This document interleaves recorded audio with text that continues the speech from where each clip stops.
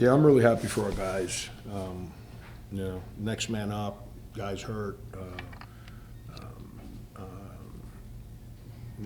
We hadn't gotten any stops all year and hadn't, so inconsistent from the foul line.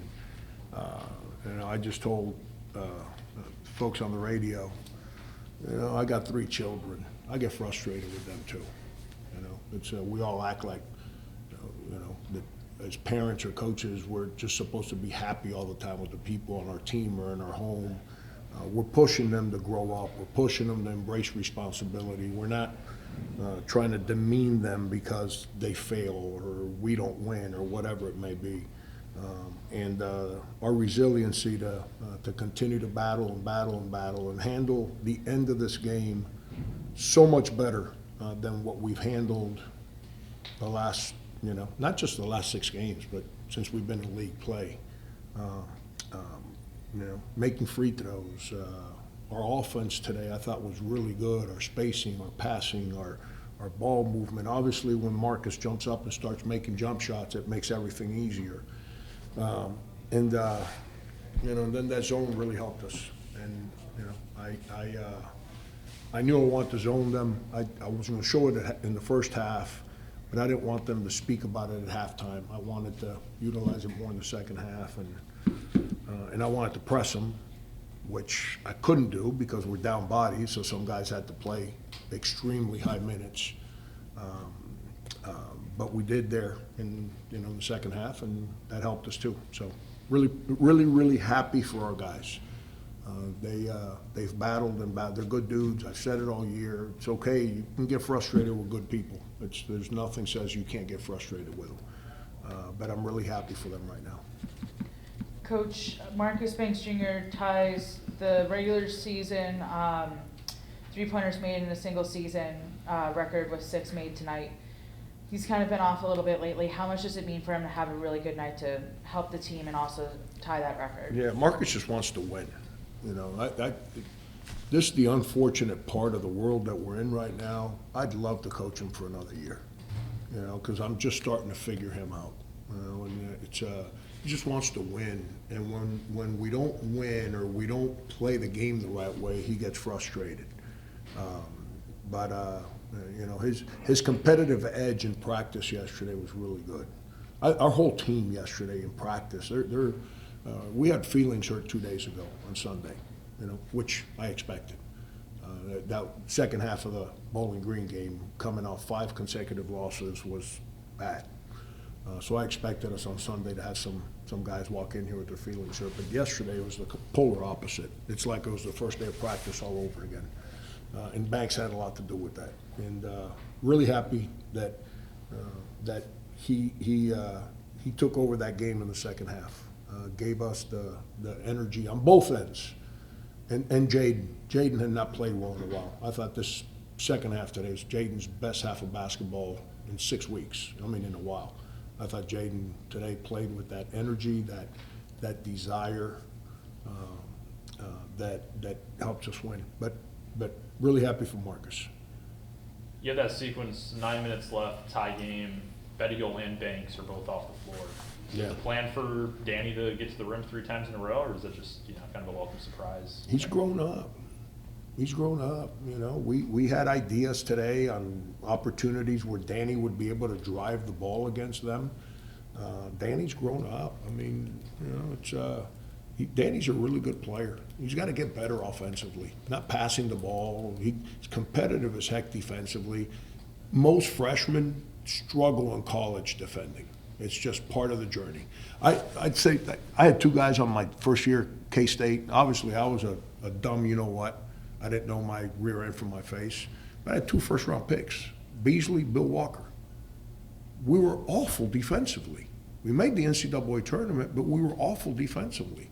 And that year was and I had 7 freshmen on that team. That year was our worst record in my 5 years at K-State with 2 first-round picks on my team. Just think about that, And it has nothing to do with them being bad guys. It's hard to defend when you're a freshman. You don't understand the speed, the physicality, the discipline, the talent level. It's exhausting because as soon as you relax, you pay a price. But Danny continues to grow and grow and grow, and his energy and his voice, along with Banks, has taken over this team. Coach, speaking of freshmen, DJ Wembley has had to step into a much bigger role recently. What have you seen from him? Same as Danny. You know, he struggled early. You know, he was awesome in preseason, like really good. And then that Marshall game happened, and he had a breakaway, and guy was coming, and he just double pumped and shot an air ball and fell down, and his feelings were hurt. And then he played with hurt feelings for the next 3 weeks. So not only is it really difficult at that stage of his career as a freshman, if his feelings are in the right place, but then with his feelings hurt, it compounds the problem even more. He has refound his footing in the last 5 weeks. You know, now we need him to score a little better, but his energy, his toughness, like we're struggling, our zone was pretty good, and then because it negated number one inside, and it made them a 3-point shooting team. But then we couldn't get a backside rebound. And then he went in and immediately got 2 backside rebounds. You know, it's, I'm happy for DJ, man. He's a good kid. You know, it's a little frustrating.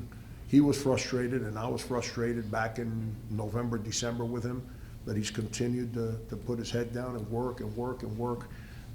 And here's the other thing with him, which is refreshing. Him and Danny, they want you to coach them. They don't pout. They want you to coach them. They come in and ask, like, yo, man, like, I need more. Like, get on me. You can't let me do that kind of stuff. That's refreshing in today's day and age, where everybody gets their feelings hurt as soon as you challenge somebody. Those 2 guys are really good that way. Knowing what was on the line, does that contribute to the performance down the stretch for these guys? Maybe, you know, maybe.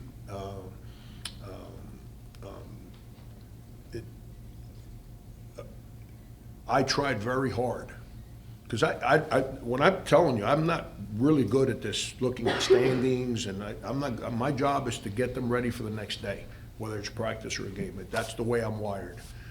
And I've tried not to have conversations with my staff.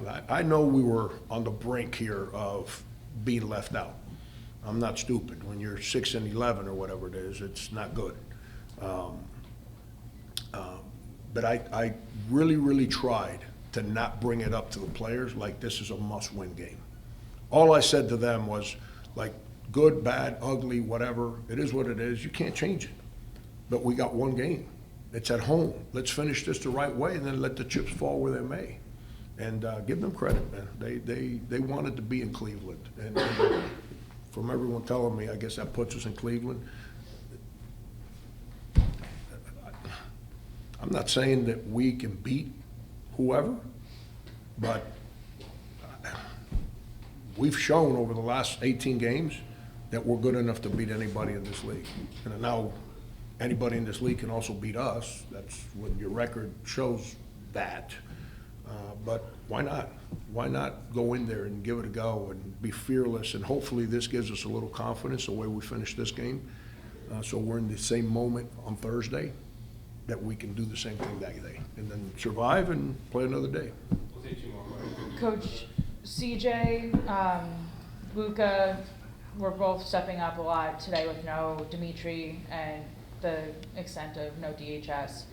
How much has that really helped, especially when Leo starts to kind of get into foul trouble late in that game? Shot over there. Luka has not played well here for a while. His level of toughness and energy has been bad. I've been really hard on him lately. It's part of the deal, you know. You don't applaud people that are not giving toughness and lacking effort. Not because he's a bad kid, not because he's defiant. He's a really good kid. And he's gotten so much better. So you know the plan with Luka when we recruited him was, I should have redshirted him last year, but as the season went on, I didn't trust the other guys, so eventually we started playing him a little bit. And then the plan was for him to really start helping us next year. That was the plan in recruiting that we laid out for him. But, you know, I put him in the game today, and immediately we tried to put him in dribble handoff, and the guy takes the ball from him. So I took him out right away, because I've seen plenty of that for the last 2.5, 3 weeks. But give him credit, he battled when we threw him, when Leo picks up his 374th consecutive bad foul. That's the 4th one for the game. Now he's got to play, and he went out there and did his job. Are you expecting to have DHS and Clerk for Cleveland? Do you know that yet? I have no idea. I have no idea.